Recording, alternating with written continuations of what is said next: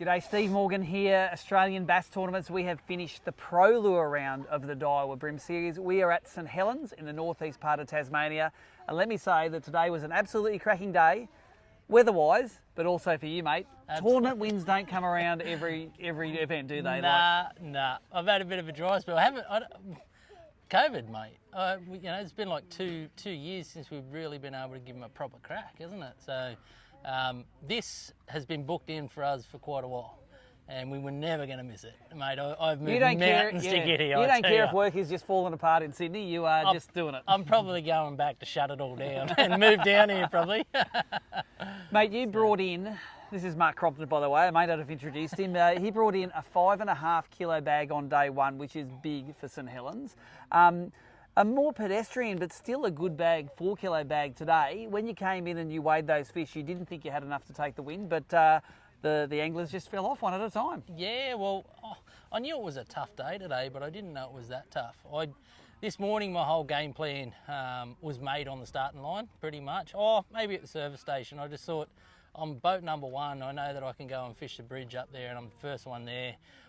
I'd seen a couple of kayakers go up there this morning. I actually bought them off with a couple of plastics so they didn't go and hammer it too hard. Bribery. So, yeah, they've got quite a few nice bait junkies out there. So, and they were really nice guys. Had a chat with them for a little bit, and I just took my better fish of the day, which was a 36 fork on the mussel, funnily enough. And I was talking to them about it, and I moved around in the boats and got another couple in there, and we put on a show at the fish and chip shop there. We come around and all I could hear was, it sounded like water running, but they were dropping food through the floor of the fish and chip shop. It was alive. And it turned out to be trevally, but there was a couple of good bream in amongst them. So we had a few left and rights and a real tussle. I was able to steer a couple out, and I left here with 4 fish, and I was like, you know what, if I've got any fish before 1 o'clock here, that's a plus. Yep.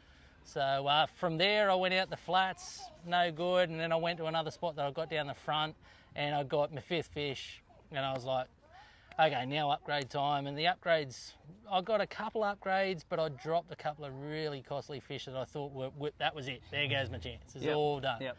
And it turns out I guess sometimes that's how it happens, isn't it? That's it. Happened in the Open too. When I won that, I thought, nah, I've dusted it. And hey, you had enough to get it done. Now, yeah. You've got one of your favourite Daiwa outfits in your hand. I do. This is a top secret rod, so I'm not going to talk too much about the rod, but take us through some of the gun baits that you use for this weekend. So basically, the majority of my fish came fishing my flat style that I do back home. There's a few of us that do it. Kaimi does it. Kaimi's won boats doing it. I've won other tournaments doing it as well. And it's basically, and I've done a thing with Daiwa showing basically how I attack a flat. And that's what I did all weekend. I slowed it right down. I did it a little bit differently with the bait that I was using, but long cast, skip back, get it to settle, and just wait for the tick. And I was, Take us through the bait you're using. So I was using Naughty's his little sprat. It's a copy of the Duro, basically a copy in the other material that is a little bit more elastic. But with the jig head? The jig head's actually a TT, I think. 1/24th or 32nd. It's one of those two. I paint it. I tidy them up a little bit with the paint just to. I don't know if it does anything, but give you something to do. Yeah, that's it. Mate, I was just casting them as far as I could, getting them to settle on the top of the weed, counting them down in the if you're in a meter, or I've explained it. Look up the Daiwa a YouTube channel. There's a snippet in there of how I fish flats and how I attack flats. It goes right into detail, so have a look at that. But I've fished Duros for a long time. There's a lot of brands that do them, and I've literally got a box in my boat of like 15 different colours of the one colour. Yeah. Right? And you've got to go through every single one. Sometimes you want it to sink, sometimes you want it to float, sometimes you want it to, be a bit UV, sometimes you don't. Sometimes you want it really clear. I've got all the colours, and I've worked through them to try and work out what works. So people ask me how to fish them, and it's really not that simple. It really isn't. It's a simple thing you can make complicated, but it's worth it. You want to learn? Come fishing with me one day. I'll show you. But and that day will change day by day. So it's one of those things. But Yeah. You got the Revelry reel on there. That's one of the new Daiwas that I must admit I have one of those on the boat too, and they're very smooth. And you've matched it with some Daiwa terminal stuff. I've got I think it's the 12 carrier, the Saltiga. The Saltiga braid, yep. Beautiful stuff. And what sort of leader? I'm running the it's actually the Daiwa. It's mainline fluorocarbon. So that's 4 pound. The mainline that Daiwa do now. I think it's X Hard. It's I can't remember the name. Sorry, Tom. I'm not that guy. But you got at least 2 rod lengths of it there too. Yeah, I do, and I generally always do, mate.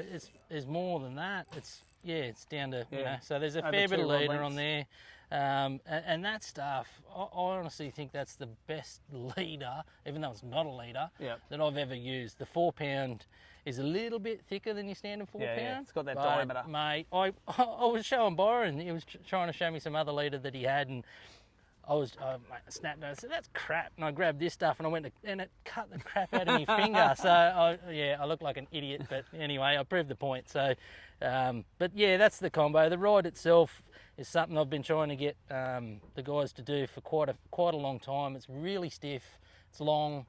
Nobody's going to like it because it's not the standard. Yeah, it's not the standard. I believe that you should be a good enough angler to be able to release. You can always stiffen up. You can always soften up with a stiff rod, but you can't stiffen up with a soft rod. Yep. Right. So that's why I've always sort of done that. And finally, Tom's come to the party, and this thing will be an absolute ball terror when it comes out. So keep your eyes out for that. So you've done it with the new Daiwa and not the blue pill. Hey, that's for after. Hey, we'll go up and. I noticed you're wearing your power pole dongle there. Yeah, mate. It's an important piece of equipment in this. Most definitely. I couldn't fish flats these days without a power pole. There's no chance. I'd rather a power pole over electric motor. It's the thing that I use the most when I get a bite.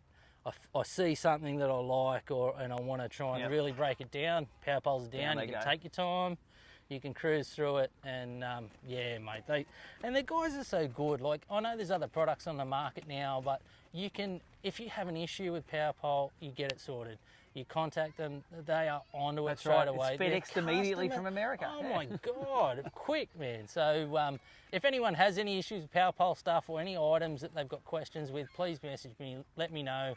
I'm in direct contact with the guys over there too, so we can get you sorted. It's a credit to them, and some of the new stuff they got coming out is exceptional. So.